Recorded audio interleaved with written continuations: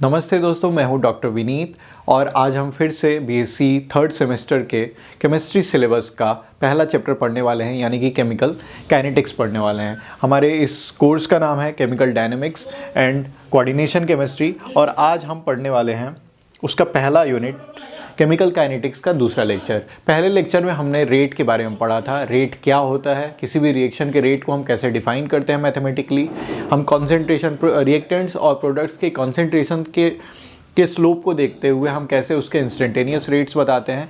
आज हम उससे आगे की चीज़ें देखेंगे, यानी कि रेट्स किन किन चीज़ों पे डिपेंड करता है, खासकर कॉन्सेंट्रेशन पे उसकी डिपेंडेंसी कैसी होती है और जो उसकी डिपेंडेंसी के इक्वेशंस आते हैं उनसे क्या क्या इन्फॉर्मेशन मिलती है, रेट कांस्टेंट क्या होता है, ऑर्डर क्या होता है और मॉलिक्यूलरिटी क्या होती है। तो इन सारी चीज़ों का एक ब्रीफ ओवरव्यू देने के बाद मैं अब फिर से वहीं आता हूँ जहाँ पे हम कल थे, यानी हम कल थे रेट पे। किसी भी रिएक्शन के रेट के बारे में हमने कहा था कि ये होता है -dc/dt रिएक्टेंट के लिए। अब हम कॉन्सेंट्रेशंस को कुछ ऐसे स्क्वायर ब्रैकेट्स के फॉर्म में दिखाना शुरू करेंगे। तो जब भी ऐसे स्क्वायर ब्रैकेट्स दिखेंगे और बीच में कोई किसी भी रिएक्टेंट या किसी मॉलिक्यूल का नाम होगा, किसी प्रोडक्ट का नाम होगा, जैसे कि HI, तो इसका मतलब होगा कि हम हाइड्रोजन आयोडाइड की कॉन्सेंट्रेशन के बारे में बात कर रहे हैं। तो अगर हम रेट को फिर से कल जो भी पिछले लेक्चर में हमने पढ़ा था रेट के बारे में, तो वो रिएक्टेंट्स अगर हैं हमारे पास तो उनके कॉन्सेंट्रेशन, यानी कि रिएक्टेंट का कॉन्सेंट्रेशन और साथ में माइनस साइन अपॉन dt, यानी कि rate of change of concentration with respect to time, यही तो रेट ऑफ रिएक्शन है। और साथ ही अगर प्रोडक्ट के टर्म्स में लिखें तो इसे बिना निगेटिव साइन के सिर्फ हम क्या लिख देते हैं, concentration of product upon dt। तो रेट को हमने रिएक्टेंट्स के टर्म्स में भी लिखा और प्रोडक्ट्स के भी टर्म्स में लिखा। अब किसी रिएक्शन में, किसी गिवन रिएक्शन में, किसी स्पेसिफिक रिएक्शन में जिसके कि स्टोइचियोमेट्रिक कोएफिशिएंट्स अलग अलग हो सकते हैं, उस केस में रेट ऑफ रिएक्शन को रिएक्टेंट्स और प्रोडक्ट्स के रिस्पेक्ट में कैसे लिखा जा सकता है। जैसे एक एग्जांपल लेते हैं, H2 + I2 गिव्स HI। हमारे पास ये यहाँ इसे अगर बैलेंस करें तो यहाँ पे एक फैक्टर आ जाएगा 2। अब यहाँ पे जो स्टोइचियोमेट्रिक कोएफिशिएंट्स है इसका क्या फ़र्क पड़ने वाला है ये देखते हैं। अगर एक यहाँ पे स्टोइचियोमेट्रिक रिलेशन देखें, अगर H2 का A मोल रिएक्ट करता है तो I2 का भी A मोल रिएक्ट करेगा, लेकिन 2HI यहाँ पे कोएफिशिएंट 2 है, तो हाइड्रोजन आयोडाइड के कितने मोल्स बनेंगे, 2A मोल्स बनेंगे।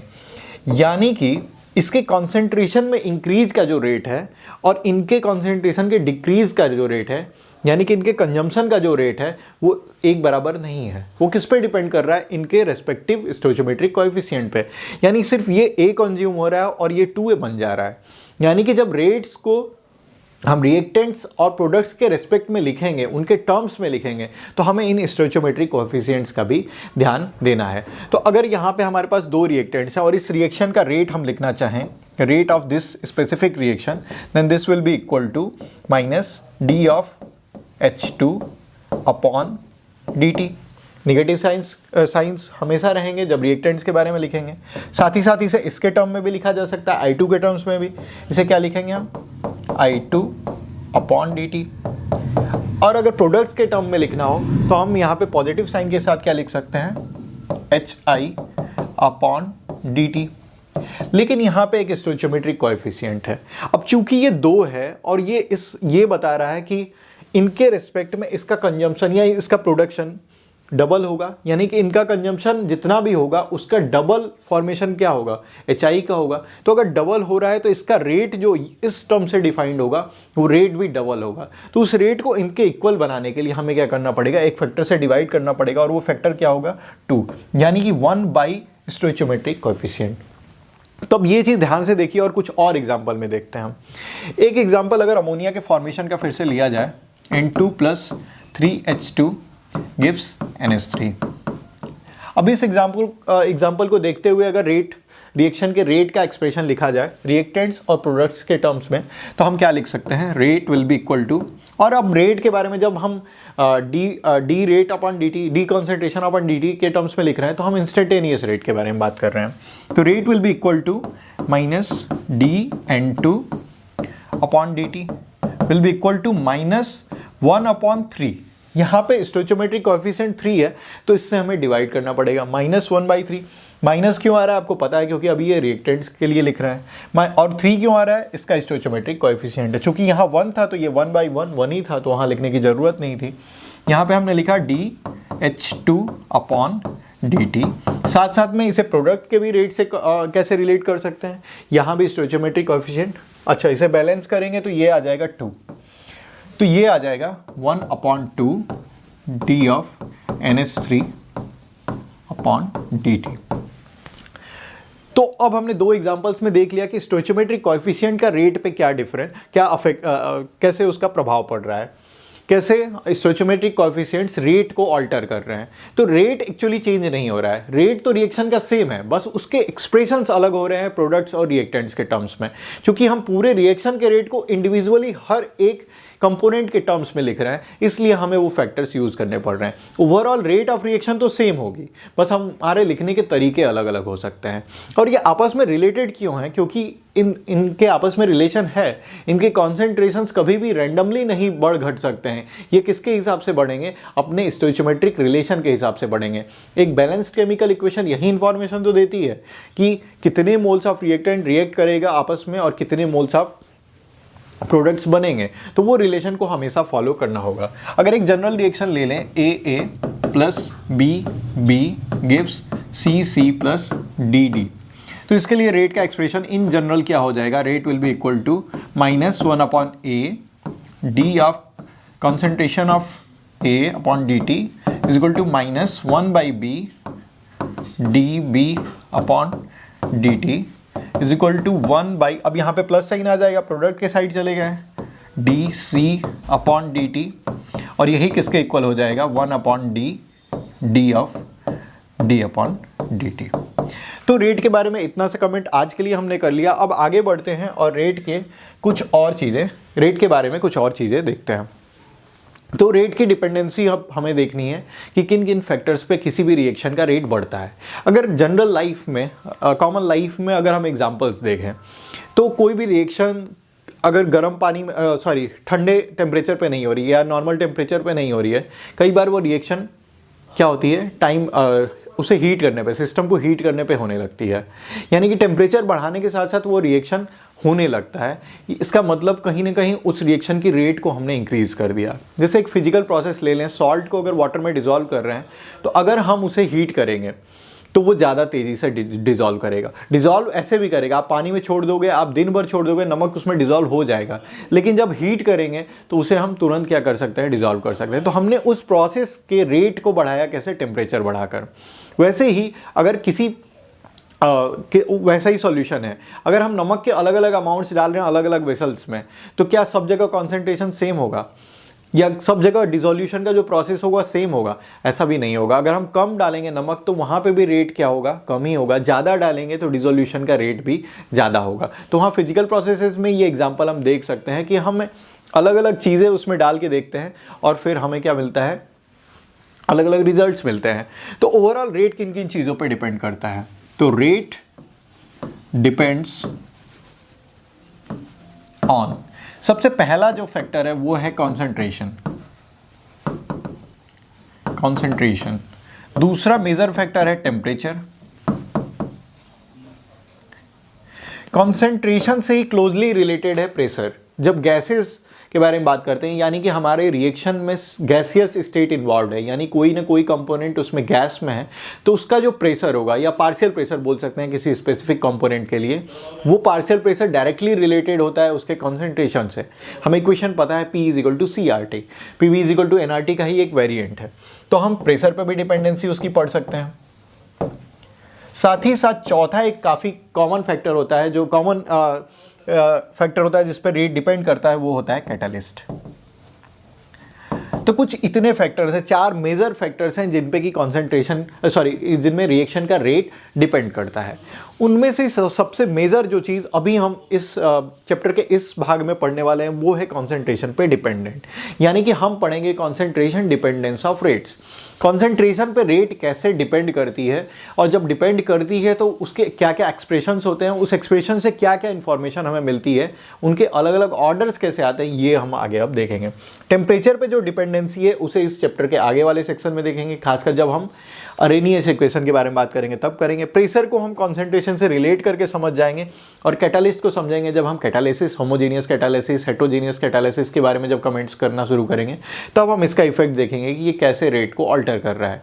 तो बेसिकली कैटालिस्ट क्या करता है, वो फॉरवर्ड रिएक्शन और बैकवर्ड रिएक्शन दोनों ही रेट्स को बढ़ाता है।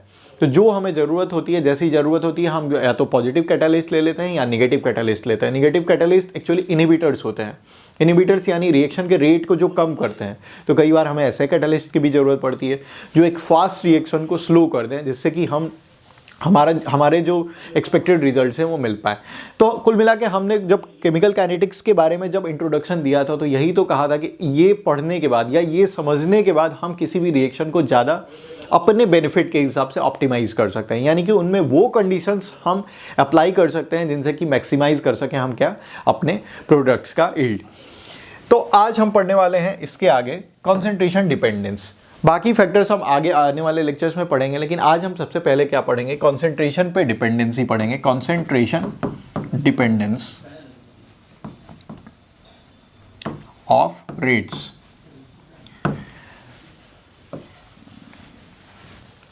एक कॉमन एग्जांपल लेते हैं, कोई भी एक केमिकल रिएक्शन हो, जैसा कि A + B गिव्स C, ऐसा कुछ एग्जांपल है।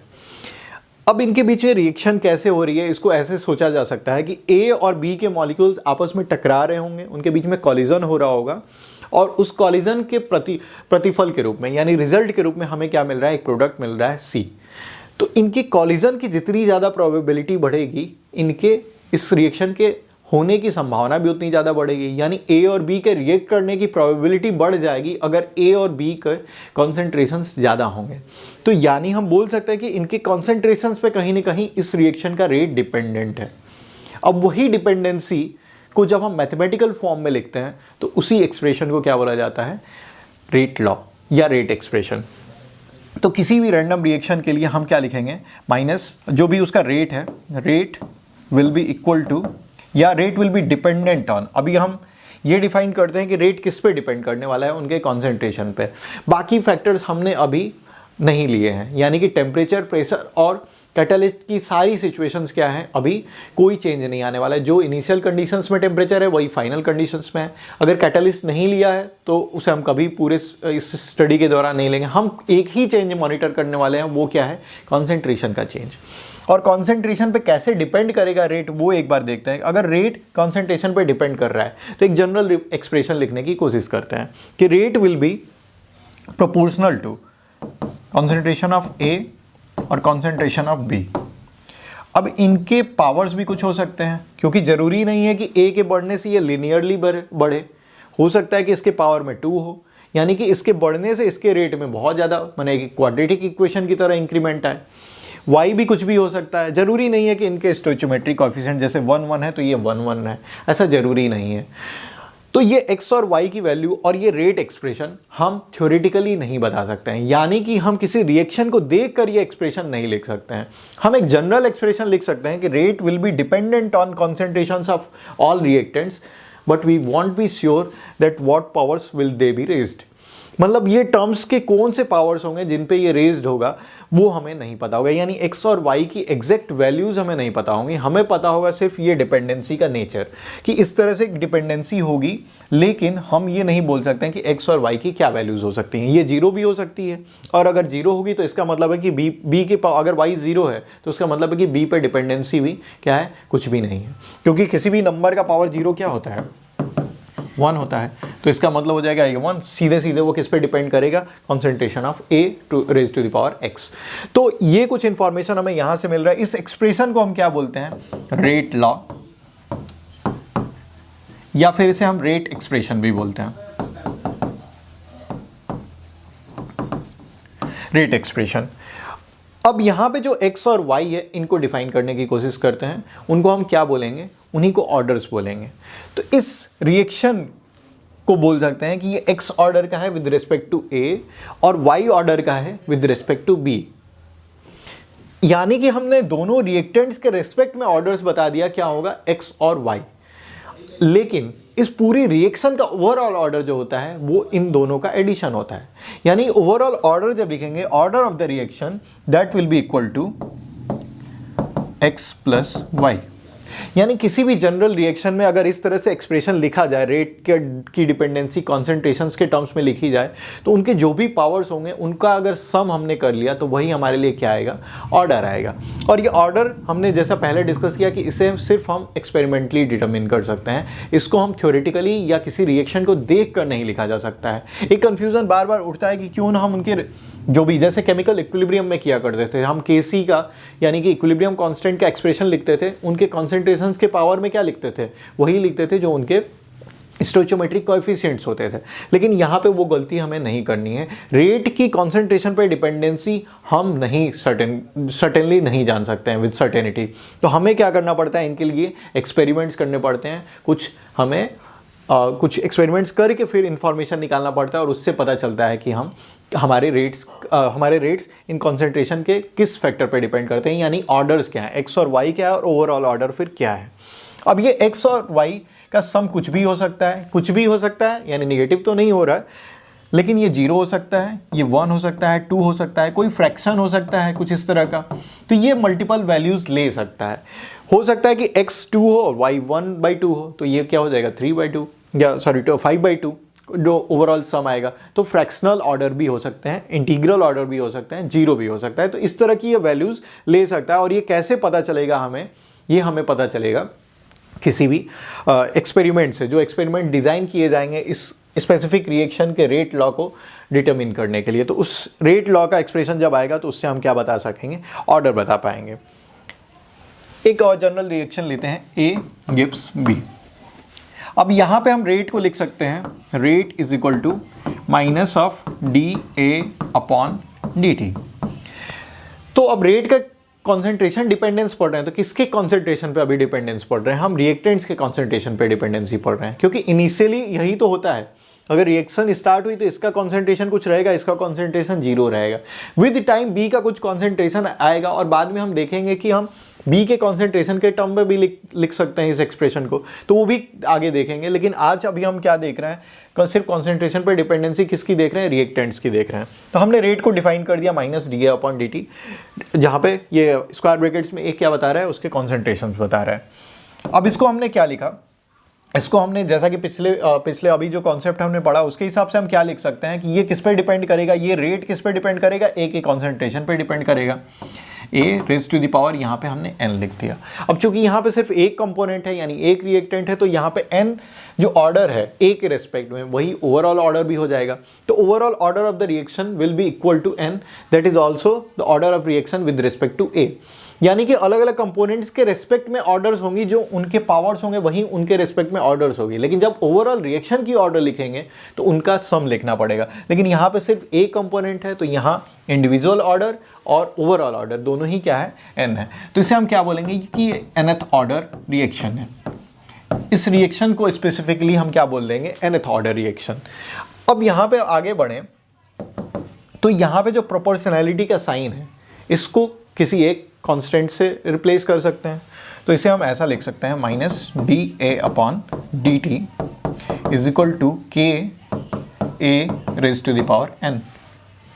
अब यहाँ पे जो प्रोपोर्शनैलिटी कांस्टेंट आया है k, इसको अब एक नया नाम देंगे हम, इसे हम बोलते हैं रेट कांस्टेंट। रेट कांस्टेंट कुल मिला के हमने क्या किया, रेट प्रोपोर्शनल होता है किसके, कॉन्सेंट्रेशंस पे, रिएक्टेंट के कॉन्सेंट्रेशंस को। और प्रोपोर्शनैलिटी साइन को हटा के हमने क्या ला दिया, यहाँ पे एक प्रोपोर्शनैलिटी कांस्टेंट ला दिया k स्मॉल k, जिसको हमने नाम दे दिया है रेट कांस्टेंट। तो हमने एक और चीज़ डिफाइन कर दी यहाँ पे, रेट कांस्टेंट। ये किस चीज़ पे डिपेंड करता है, तो ये टेम्परेचर पे डिपेंड करता है, ये कॉन्सेंट्रेशंस पे डिपेंड नहीं करता है। तो जैसा कि रेट के बारे में हमने पढ़ा, रेट तो डिपेंड करता है टेम्परेचर पे डिपेंड करता है, कॉन्सेंट्रेशंस पे डिपेंड करता है, कैटालिस्ट और प्रेशर पे। लेकिन के जो होता है ये सिर्फ टेम्परेचर पे डिपेंडेंट है। यानी कि टेम्परेचर चेंज होने के साथ ही ये बदला जा सकता है। बाकी ए और बी के रिलेटिव कॉन्सेंट्रेशंस को बदल के हम कुछ नहीं कर सकते हैं, इसको बदल नहीं सकते हैं। साथ ही अगर हम इस सिस्टम का प्रेशर अगर बदल रहे हैं तो भी इसे हम नहीं बदल सकते हैं। तो K की डिपेंडेंसी सिर्फ टेम्परेचर पे होगी। अगर K डिपेंडेंट है टेम्परेचर पे तो ओवरऑल रेट जो है वो K पे डिपेंडेंट है, तो रेट भी एक तरह से टेम्परेचर पे डिपेंडेंट है। तो जब हम टेम्परेचर डिपेंडेंसी पढ़ेंगे रेट के, तो खासकर हम यही पढ़ेंगे कि K कैसे डिपेंड करता है टेम्परेचर पे। तो अरेनियस इक्वेशन इस K को रिलेट करेगी टेम्परेचर से, जो आने वाले लेक्चर्स में हम देखेंगे। तो अभी तक हमने ये देख लिया कि किसी भी रिएक्शन के लिए हम क्या कर सकते हैं, रेट लॉ लिख सकते हैं कुछ इस तरह से, और रेट लॉ का जो एक्सप्रेशन होगा उसमें जो भी कॉन्सेंट्रेशंस का पावर होगा वो उनका सम, वही क्या होगा हमारे लिए ऑर्डर होगा। अब ये ऑर्डर अलग अलग केसेस में अलग अलग हो सकती हैं। फर्स्ट ऑर्डर के लिए कुछ और हो सकता, जैसे एक रिएक्शन मान लीजिए लेते हैं हम H2 + I2 गिव्स 2HI। तो इसका अगर रेट लॉ का एक्सप्रेशन लिखना चाहें तो हम क्या लिखेंगे, rate will be equal to minus dH2/dt is equal to minus dI2/dt, दोनों ही लिखा जा सकता है। साथ साथ में अब इससे क्या लिखेंगे, K जो भी इसका प्रोपोर्शनैलिटी कांस्टेंट है यानी रेट कांस्टेंट है, साथ ही साथ H2 का पावर x और I2 का पावर y। अब एक्सपेरिमेंटली डिटरमिन करना पड़ेगा कि इस रिएक्शन के लिए x और y की क्या वैल्यूज है, जो कि कुछ भी हो सकती हैं। अगर किसी भी रिएक्शन के लिए x और y 0 है तो उस रिएक्शन को हम क्या बोलेंगे, 0th order reaction, 0th order reaction.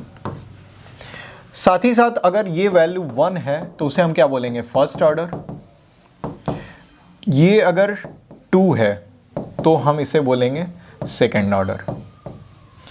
ठीक है, तो ये हम ऑर्डर को ऐसे लिख सकते हैं, कोई भी रिएक्शन सेकेंड ऑर्डर की है इसका मतलब कि उस रिएक्शन की रेट की डिपेंडेंसी उनके कॉन्सेंट्रेशंस पे है, और उन कॉन्सेंट्रेशंस के जो पावर है उनका सम जो है वो है 2, तब हम उस रिएक्शन को सेकेंड ऑर्डर बोल सकते हैं। रेट और रेट कांस्टेंट के यूनिट्स, इनके बारे में भी थोड़ी चर्चा कर लेते हैं। अगर रेट इस तरह से रिलेटेड है, rate is equal to rate constant और concentration raise to the power n, यही है। इसके यूनिट्स क्या होते हैं, रेट का यूनिट होता है concentration upon time, change in concentration upon time interval, यही तो होता है। तो कॉन्सेंट्रेशन अपॉन टाइम यानी कि मोल लीटर इनवर्स, ये हो गया कॉन्सेंट्रेशन पर यूनिट टाइम यानी सेकेंड इनवर्स, ये इसका आ गया यूनिट रेट का। K का यूनिट कुछ आएगा, और यहाँ पे क्या है, concentration raise to the power n। Concentration की यूनिट क्या होती है, मोल लीटर इनवर्स और raise to the power n। तो यहाँ पे K की यूनिट्स क्या आ जाएंगी, K की यूनिट्स आ जाएंगी मोल litre inverse second inverse divided by mole litre inverse two the power n। अब इस n को ऊपर ले जाएंगे, चूंकि ये फैक्टर और ये फैक्टर कॉमन है तो सिंपली ये क्या हो जाएगा, mole litre inverse raise to the power 1 minus n second inverse. तो ये डिपेंड करेगा, K का यूनिट जो डिपेंड करेगा किस पे, ऑर्डर पे डिपेंड करेगा, यानी कि K के यूनिट्स बदलेंगे। हर रिएक्शन के लिए अलग अलग इसका एक यूनिट होगा, और वो डिपेंड किस पे करेगा, उस रिएक्शन की ऑर्डर पे करेगा। यानी कि अगर फर्स्ट ऑर्डर रिएक्शन है तो फर्स्ट ऑर्डर में n की वैल्यू क्या होगी, 0 होगी। तो ये भी हम देख सकते हैं कि K की यूनिट ऑर्डर अगर हमने 1 लिया है तो K की यूनिट क्या हो जाएगी, सिंपली सेकेंड इनवर्स हो जाएगी, क्योंकि 1 माइनस n हो जाएगा 1 माइनस 1 0, यानी ये फैक्टर हो जाएगा 1, बचेगा सिर्फ सेकेंड इनवर्स। यानी कि फर्स्ट ऑर्डर के लिए K एक तरह से कॉन्सेंट्रेशन के इंडिपेंडेंट होगा, जो भी उसकी यूनिट होगी उसमें कॉन्सेंट्रेशन का कोई टर्म नहीं होगा, सिर्फ सेकेंड इनवर्स होगा। कुछ और एग्जांपल्स ले सकते हैं, जैसे कि अगर हमने 0th ऑर्डर ले लिया तो n की वैल्यू 0 आ जाएगी, सिंपली ऑर्डर क्या आ जाएगा, mole litre inverse second inverse. यानी कि ये वही वैल्यू आ गई एक तरह से जो कि रेट का एक्सप्रेशन होता है, यानी कि रेट और रेट कांस्टेंट दोनों के यूनिट सेम आ गए अगर हमारे पास 0th ऑर्डर रिएक्शन है। अगर सेकंड ऑर्डर रिएक्शन है तो भी हम देख सकते हैं कि 1 माइनस n क्या हो जाएगा, 1 माइनस 2 माइनस 1 हो जाएगा, तो इसकी यूनिट क्या हो जाएंगे, mole inverse litre second inverse, ये इसका यूनिट हो जाएगा। तो K के यूनिट्स अलग अलग हो सकते हैं, अलग अलग केसेस में अलग अलग ऑर्डर्स होंगे तो अलग अलग यूनिट्स भी होंगे। अब एक और चीज़ पढ़ते हैं जिसको हम बोलेंगे जब हम मैकेनिज्म फाइंड करते हैं, किसी भी रिएक्शन का मैकेनिज्म फाइंड करते हैं, तो हम एक्चुअली कोशिश करते हैं कि वो रिएक्शन किन किन स्टेप्स में हुई है, क्या क्या रिजल्ट्स मिले हैं, और हम उनसे उनके मैकेनिज्म यानी कोई बीच में क्या इंटरमीडिएट्स बने हैं। ओवरऑल जो रिएक्शन हम यूजुअली देखते हैं वो एक्चुअली कई बार कई रिएक्शंस का समेशन होता है, यानी उनमें छोटे छोटे और स्टेप्स भी हुए होते हैं जिनको हमने नहीं दिखाया वहाँ पे। तो उन छोटी छोटी जो बेसिक रिएक्शंस होती हैं उन्हीं को हम क्या बोलते हैं, एलिमेंट्री रिएक्शन बोलती हैं, और जो ओवरऑल सम दिखता है उसे हम क्या बोलते हैं, कॉम्प्लेक्स रिएक्शन बोलते हैं। तो उन रिएक्शंस को जो कि एक ही स्टेप में होती हैं, यानी कि उसके और कोई स्टेप्स नहीं हैं, उन्हें सिर्फ सिंपली उसी स्टेप के थ्रू लिखा जा सकता है, उन रिएक्शंस को हम क्या बोलते हैं, एलिमेंट्री रिएक्शन बोलते हैं। साथ ही साथ ऐसी रिएक्शंस जिनके पूरे मैकेनिज्म को लिखने के लिए, यानी कि वो कैसे हो रही हैं, उनको हम कई टुकड़ों में बांट सकते हैं, तब उन रिएक्शंस को क्या लिख सकते हैं, हम कॉम्प्लेक्स रिएक्शन बोल सकते हैं। जैसे कोई मान लीजिए रिएक्शन है A गिव्स F, लेकिन ये रिएक्शन कॉम्प्लेक्स रिएक्शन अगर है तो इसका मतलब होगा कि ये A से F डायरेक्टली नहीं बन रहा है, कहीं ना कहीं A से कुछ और बन रहा है, उससे कुछ और बन रहा है, उससे भी कुछ और बन रहा है, और फिर जाके हमें कहीं ना कहीं F मिल रहा है। तो ओवरऑल ये एक कॉम्प्लेक्स रिएक्शन अगर है, कॉम्प्लेक्स रिएक्शन है, तो हम ऐसे इसके एलिमेंट्री रिएक्शंस को लिख सकते हैं कि A से मान लीजिए कि हमें पहले B मिला होगा, B से फिर मिला होगा C, C से मिला होगा D, और D से मिला होगा E, और E से मिला होगा F। ऐसे मान लीजिए कि मल्टीपल स्टेप्स हैं इस रिएक्शन के, और ये सारे स्टेप्स हो रहे हैं, ये अलग अलग स्टेप्स हैं, ये सारे एलिमेंट्री स्टेप्स कहलाएंगे। यानी कि इनका समेशन अगर कर दिया जाए तो एक तरह से समेशन जब करते हैं, किसी भी रिएक्शन के सीक्वेंस का समेशन करते हैं, तो हम देखते हैं कि रिएक्टेंट्स और प्रोडक्ट्स में जो चीज़ें कॉमन है उनको हम कैंसिल आउट कर देते हैं। जैसे E यहाँ से कैंसिल आउट हो जाएगा, D यहाँ से कैंसिल आउट हो जाएगा, C कैंसिल आउट हो जाएगा, B कैंसिल आउट हो जाएगा, कुल मिला के लेफ्ट साइड पे A बच जाएगा और इधर क्या बच जाएगा, F बच जाएगा। तो हमने कुल मिला के 5 एलिमेंट्री रिएक्शंस के समेशन से निकाल दिया एक कॉम्प्लेक्स रिएक्शन। अब एक नई चीज़ डिफाइन करते हैं, वो एक ये बताता है कि किसी भी एलिमेंट्री रिएक्शन में कितने रिएक्टेंट्स इन्वॉल्व हैं, यानी कितने मोल्स ऑफ रिएक्टेंट्स एक साथ आपस में कोलाइड कर रहे हैं और बना रहे हैं नया प्रोडक्ट।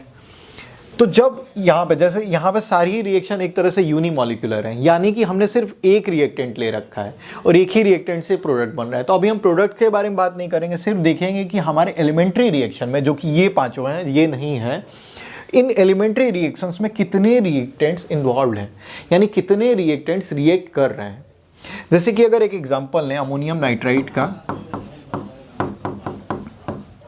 ये जब डिकम्पोज करता है तो वो रिएक्शन यूनिमॉलिक्यूलर कहलाएगी, यानी ये डिकम्पोज करेगा, इधर कितने मॉलिक्यूल्स हैं, ये एक क्या बोलेंगे, एलिमेंट्री रिएक्शन होगी, लेकिन एलिमेंट्री रिएक्शन होगी उसमें भी कहाँ रिएक्टेंट्स में कितने मॉलिक्यूल्स इन्वॉल्व हैं, सिर्फ एक मॉलिक्यूल इन्वॉल्व है। यहाँ पे एक तरह से इसका एक्सप्रेशन भी 1 है। तो इस मॉलिक्यूल को, इस रिएक्शन को हम क्या बोल सकते हैं, यूनिमॉलिक्यूलर बोल सकते हैं। साथ ही ऐसे भी रिएक्शंस हो सकते हैं जहाँ पे मॉलिक्यूलरिटी 2 हो, यानी 2 रिएक्शंस अगर इन्वॉल्व हो तो वहाँ हम लिख सकते हैं ऐसे एग्जांपल्स। जैसे कि एक एग्जांपल लेते हैं, 2HI गिव्स H2 + I2। अब ये रिएक्शन को देखा जाए तो ये भी एक एलिमेंट्री रिएक्शन है, हालांकि इसे डायरेक्टली हम देख के नहीं बोल सकते हैं कि ये एक एलिमेंट्री रिएक्शन है, क्या है, लेकिन अगर ये एलिमेंट्री रिएक्शन है तो इसकी मॉलिक्यूलरिटी क्या होगी, इसकी मॉलिक्यूलरिटी होगी कि रिएक्टेंट्स के कितने मोल्स इन्वॉल्व हैं, कितने मोल्स इन्वॉल्व है। तो यहाँ पे हमें साफ साफ दिख रहा है कि HI के 2 मॉलिक्यूल्स आपस में कोलाइड कर रहे हैं और बना रहे हैं H2 + I2, तो इसकी मॉलिक्यूलरिटी क्या हो जाएगी, 2। तो इस रिएक्शन को हम क्या बोल सकते हैं, बाई मॉलिक्यूलर रिएक्शन। साथ ही साथ कुछ रिएक्शंस ट्राई मॉलिक्यूलर होती हैं, जैसे कि एग्जांपल के तौर पे लिखा जाए 2NO + O2 गिव्स 2NO2। ये एक रिएक्शन है, ये भी एक एलिमेंट्री रिएक्शन है जो कि ट्राई मॉलिक्यूलर है। और वो क्यों है, क्योंकि इस एलिमेंट्री रिएक्शन में कितने रिएक्टेंट्स इन्वॉल्व हैं, 2 NO के मॉलिक्यूल्स हैं और एक जो है O2 का मॉलिक्यूल है। तो यहाँ पे कुल मिला के 3 मॉलिक्यूल्स इन्वॉल्व हैं, तो इसकी मॉलिक्यूलरिटी क्या हो जाएगी, 3 हो जाएगी। और इससे इस रिएक्शन को हम क्या बोल सकते हैं, ट्राई मॉलिक्यूलर रिएक्शन। 3 से ज़्यादा मॉलिक्यूलरिटी होना पॉसिबल नहीं है, या एक तरह से बोल सकते हैं कि बहुत कम प्रोबेबिलिटी है कि 4 मॉलिक्यूल्स आपस में एक ही जगह टकराएं और रिएक्शन करें। रिएक्शन अगर कॉलिजन से हो रही है तो दो के टकराने की तो कुछ प्रोबेबिलिटी है, लेकिन अगर दो मॉलिक्यूल्स टकरा रहे हैं और उसी बीच में तीसरा मॉलिक्यूल भी सेम उसी इंस्टेंट पे टकराए, इसकी प्रोबेबिलिटी थोड़ी कम हो जाती है। लेकिन अगर एक और मॉलिक्यूल बढ़ा दिया जाए तो उसकी प्रोबेबिलिटी ऑलमोस्ट निल, यानी कि बहुत ही कम प्रोबेबिलिटी होगी कि चार मॉलिक्यूल्स एक ही समय में एक ही जगह आके टकराएं, तभी तो वो चार मॉलिक्यूल्स टकराएंगे और एक नया प्रोडक्ट बनाएंगे। तो इसकी पॉसिबिलिटी बहुत कम होती है, इसलिए मॉलिक्यूलरिटी 3 से ज़्यादा मॉलिक्यूलरिटी हम नहीं इनकाउंटर करते हैं। अगर कोई कॉम्प्लेक्स रिएक्शन आपको दिखती है जिसमें कि नंबर जो कंपोनेंट्स हैं उनकी संख्या बहुत ज़्यादा है, तो इसका ये मतलब नहीं है कि सब एक साथ रिएक्ट कर रहे हैं। कहीं ना कहीं वो मल्टीपल स्टेप्स में वो रिएक्शन हो रही है, और मल्टीपल स्टेप्स में रिएक्शन होने के कारण हर स्टेप में सिर्फ एलिमेंट्री स्टेप्स होंगे जहाँ पे कि 2, 3 या एक मॉलिक्यूल आपस में क्या करेंगे, एक दूसरे के साथ कोलाइड करेंगे और बनाएंगे प्रोडक्ट।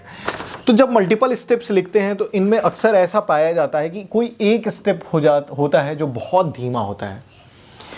ज़्यादातर स्टेप बहुत फास्ट होते हैं और एक स्टेप बहुत धीमा होता है, और उसी स्टेप को हम क्या बोलते हैं, रेट डिटर्मिनिंग स्टेप।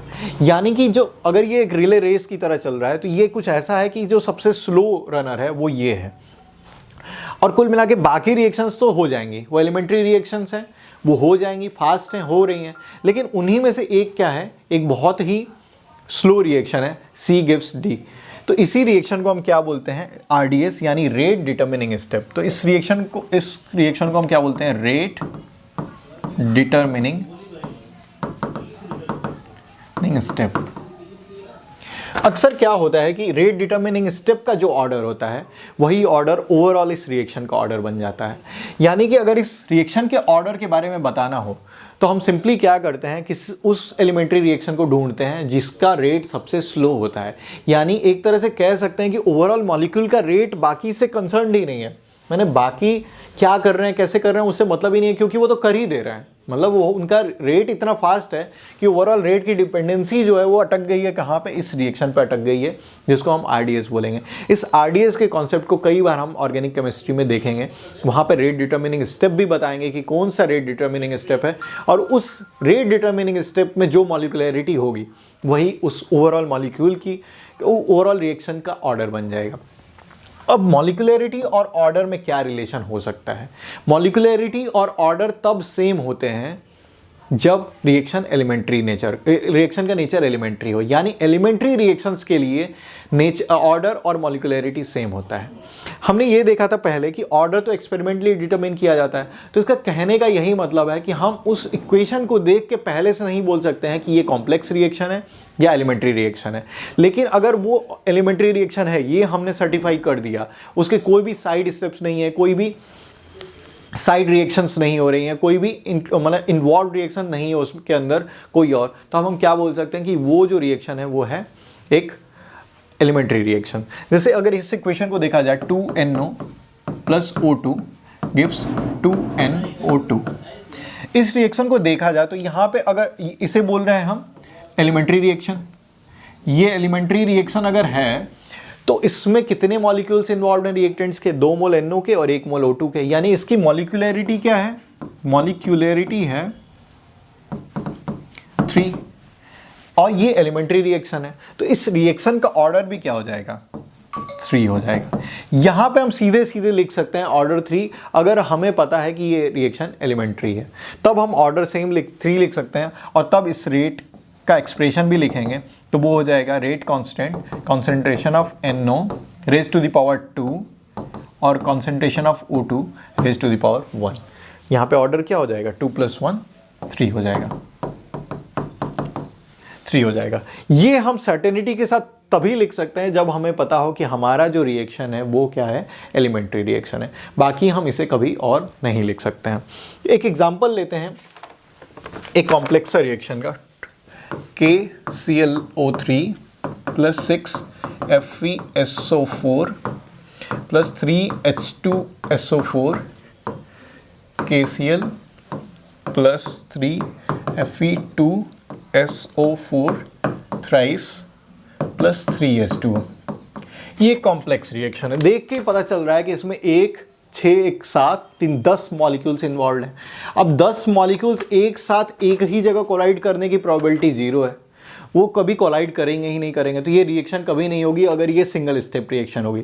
तो रिएक्शन को देख के ही कई बार हम बता सकते हैं कि वो क्या है, कॉम्प्लेक्स रिएक्शन है। कहीं भी अगर 3 से ज़्यादा मॉलिक्यूल्स इन्वॉल्व हैं, 4, 5, 6 या उससे ज़्यादा मॉलिक्यूल्स इन्वॉल्व हैं, उनके स्टोइचोमेट्रिक कोएफिशिएंट का सम करके हम देख सकते हैं कि कितने मॉलिक्यूल्स इन्वॉल्व हैं। अगर 3 से ज़्यादा इन्वॉल्व हैं तो हम सर्टेनिटी के साथ क्या कह सकते हैं कि ये कॉम्प्लेक्स रिएक्शन है, और इसका रेट का एक्सप्रेशन हम डायरेक्टली नहीं लिख सकते। हमें क्या पता करना पड़ेगा, इसका मैकेनिज्म पता करना पड़ेगा। मैकेनिज्म पता करने का मतलब कि इसके सारे स्टेप्स पता करने पड़ेंगे जिनके थ्रू ये हो रहा है, वो सारे एलिमेंट्री रिएक्शंस पता करनी पड़ेंगी।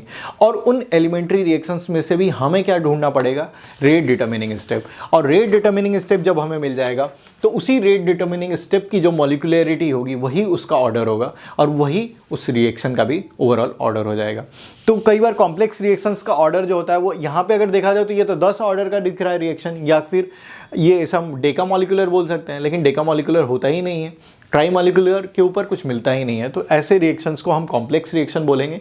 और इसके रेट्स बताने के लिए हम क्या करते हैं, इसका एलिमेंट्री रिएक्शन ढूंढते हैं और फिर उसकी मॉलिक्यूलरिटी और उसका ऑर्डर फिर हम बता पाते हैं, क्योंकि उसकी मॉलिक्यूलरिटी ही उस रिएक्शन का ऑर्डर है, उस एलिमेंट्री रिएक्शन का, और उस एलिमेंट्री रिएक्शन का ऑर्डर ही क्या हो जाता है, इस पूरे कॉम्प्लेक्स रिएक्शन का ऑर्डर हो जाता है। तो आज हम टॉपिक में हमने रेट के आगे थोड़ा सा रेट के एक्सप्रेशंस को देखा कि अलग अलग रिएक्शंस में रिएक्टेंट्स और प्रोडक्ट्स के टर्म्स में कैसे हम रेट को एक्सप्रेस कर सकते हैं। जब एक्सप्रेशन लिखा जाता है तो जो एक्सप्रेशन होता है उसे हम क्या बोलते हैं, रेट लॉ बोलते हैं।